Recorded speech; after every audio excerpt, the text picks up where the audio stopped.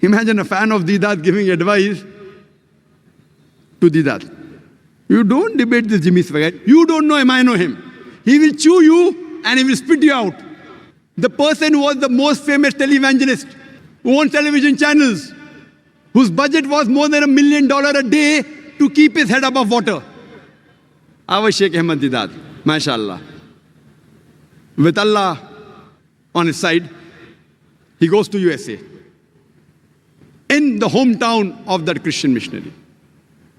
In the country, very famous. He goes and he has a debate. And alhamdulillah, summa alhamdulillah, with Allah's help, he turns the tables over.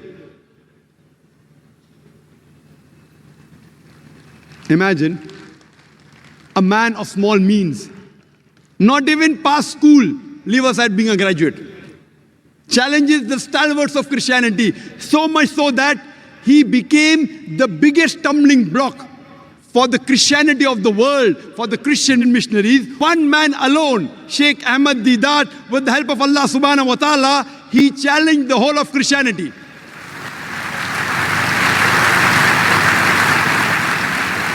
Let's analyze his goal setting. Number one, the Islamic. Was it Islamic? Was it according to Quran and Sahih Hadith? Was it for Allah and His Rasul? But naturally it was. That's the reason he was able to achieve his goal. Number two, was it specific? Yes. His goal was specific. I want to reply to the allegations against Islam. Specific. I want to give a fitting reply. Remove the misconceptions about Islam that is there in the minds of the non-Muslim. Number three, was it lucrative? Was it profitable? He wanted profit in Akhirah. And inshallah, Allah will grant him Jannah, inshallah. But besides being profitable in the Akhirah, it even profited him here. You know, a number 6 standard passed man. In 1986, he gets the biggest award in the Muslim world. He is awarded the King Faisal Award for service in humanity. A 6 standard man. He didn't do for the award. Maybe he got $200,000. He didn't do it for that. Maybe for the gold King Faisal Award. He didn't do it for that. He did for Allah and His Rasul. Allah profits him in Akhirah and even in this world. Lucrative. Was it apt? Was it appropriate? Very apt. At the right time. His style, everything at that time. When the Christian missionaries were hammering the Muslims, our morale was at the lowest. This man, Sheikh Ahmad Didat, he inspired thousands of youngsters, including myself. We could at least raise our head and stand. Apt. Was it measurable? Yes. What did he do? He collected the books of Christianity, the Christian missionaries who wrote against Islam. You know, John Gilchrist, all these books, Jimmy Swaggart, and started replying. When they attacked the Quran and Islam, he replied and he studied their scripture, Bible, used the verse of the Quran and implemented on them, and he found results. Measurable. What was his intention? His intention wasn't to become famous. His intention wasn't to win the King Faisal Award. His intention was to please Allah and His Rasul. Was he consistent? Yes, he was. Imagine, he struggled and strived for 40 years. And if you know his history, his office was a small, dingy place. And he tells us that even to print a black and white pamphlet, 1,000 quantity, they used to have a meeting. Let's have a meeting. Can we print 1,000 quantity of a black and white pamphlet? MashaAllah. Consistent, kept on striving, till he reached his goal. The difference that we find in Wilma Rudolph and Sheikh Ahmad Didat is that the goal of Wilma Rudolph, it was short-sighted. It was more for this world. But the goal of Sheikh Ahmad Didat it was far-sighted. And it was for the akhirah. And inshallah, Allah will give him reward in the akhirah and even gave him reward in this world. Most of us human beings, what is our purpose of life? Number one purpose of our life is how to earn a living. Majority of the people, you ask them and you inquire with them, number one, the main concern is to earn a living. They are more bothered about earning a living than how to lead a life. And depending upon how much they earn, their lifestyle revolves around it. What will they eat? What will they wear? Where will they live? Which school will they study in? Which graduation course they'll take up? Everything revolves around their earnings. And these people think that if I can earn good money in this world, they have achieved the purpose of their life. You know, I gave the example of being focused. You know, most of us, what we do, instead of focusing on the eye of the bird and shooting, what do? We shoot and then we draw the bullseye around it. We shoot anywhere. We take up any course of graduation. Then when we ask, why have you taken this course? Oh, I haven't thought of it. Then they do specialty. Then they do super specialty. And then they try and justify why they have chosen that course. You know, people, first they think how much will they earn. And based on what will they earn, they decide how will they lead their life. This is just an apt example of shooting in the air and then drawing the bullseye. First, we have to identify what is our center. On which act does our life revolve around? Different people have different centers of their life. Some people, they are self-centered. Everything for them is themselves. They are least bothered about anyone else in the world. They are only bothered about themselves, how they lead their life. They are least bothered about others. They are self-centered. Some people, they are family-centered. Their whole life revolves around that their family is happy. They are ready to break and make any rule, irrespective whether it's right or wrong, to make their family members happy. The main aim in life is to make their family members happy.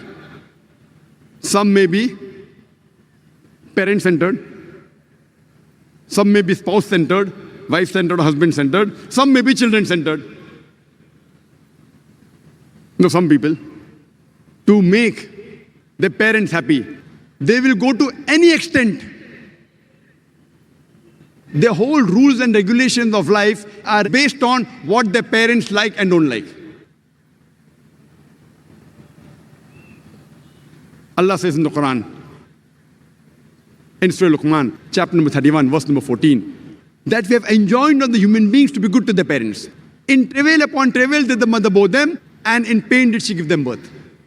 Immediate next verse, Surah Luqman chapter 31 verse number 15 says, but if your parents strive, do jihad, strive and struggle to make you worship somebody else besides Allah subhanahu wa ta'ala, of which you have no knowledge, don't obey them. Yet live with them with love and compassion.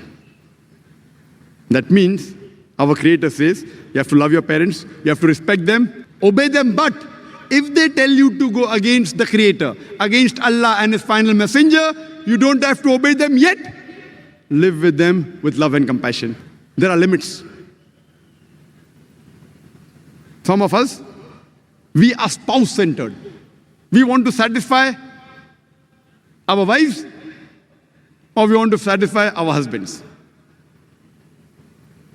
And suppose the man's wife, she wants a very expensive diamond necklace. The person, he can't afford it. What does he do? He begs, borrows and steals, but buys that expensive diamond necklace for his wife. His goal is to satisfy his wife. Some of us, we are children-centered. We want to satisfy our children. And there are cases where sometimes the son wants to go abroad for studies. The course in which he's getting admission is useless. It will not help him in the akhirah, won't help him here also. But yet, because the son wants to go abroad, this person mortgages his property and sends his son to America and then says, "Mera beta to America mein pad raha hai." As though the objective of his life is to send his son to America to study. What are the objectives? What is the center of your life?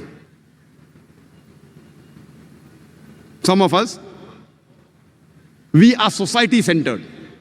We want to know what do the other people outside our family think about us. So full life revolves around the society. Some people, they are neighbor-centered. They are having competition with the neighbor. That reminds me of an anecdote. Once an angel, he comes and tells a man, "I'm pleased with you. Whatever you ask, I will fulfill your desire. But there's one condition.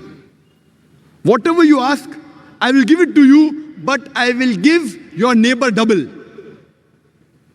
So the man says, "I want a Rolex watch." So the angel gives him a Rolex watch, but gives the neighbor 2 Rolex watches. The man says, "I want a Mercedes car." The angel gives him a Mercedes car, but gives the neighbor 2 Mercedes cars. The man says, "I want a big, beautiful bungalow." The angel gives him a big, beautiful bungalow, but next to his bungalow, there are 2 big, beautiful bungalows given to his neighbor. So the man says, "Angel, please fulfill my last one desire." What is it? "Please break my one eye so that I cannot see with one eye."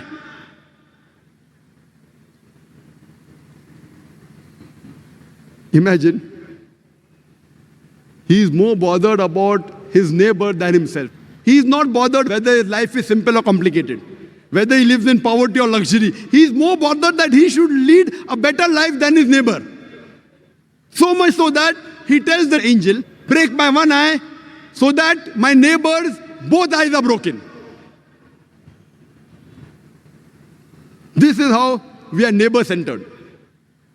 He's not bothered whether he's happy or he can see or not see. As long as the neighbor is completely blind, I don't mind losing one eye. Neighbor-centered. Some people are friend-centered. Some people are enemy-centered. They are more bothered what are the enemies doing. What is my enemy thinking against me? So they plan strategies. If my enemy does this, I will do that. Full time, their full life goes in thinking what their enemy is doing. And you find this in various, you have businessmen thinking about the enemy, you have politicians thinking about the enemy, you have students thinking about the enemies. What are they planning? So I will counter plan. They spend most of the time in planning to counter the enemy. I would like to give a piece of beautiful advice to them, which I follow in my life. If someone throws stones at you, raise yourself so high so that the stones don't reach you. If someone throws stones at you, raise yourself so high the stones should not reach you. So where is the question of competition? Where is the question of the enemy planning against you? And there's another advice. If someone throws bricks at you, use those bricks to build your house. When I was in school, I used to learn martial arts. Karate, judo. And if a big man comes and pushes you, what do? You take a side step, use this force to throw him over. Use this force. If someone throws bricks at you, use that brick to build your house. Some people are fame-centered. They want to get famous. The main aim is to get famous. They can break any of their principles. They can break any of their rules and regulations. Some people, they are materialistic. They are material-centered.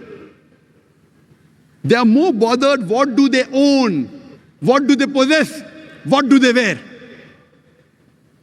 And this is common, very common amongst people who are rich. And when they meet their friends,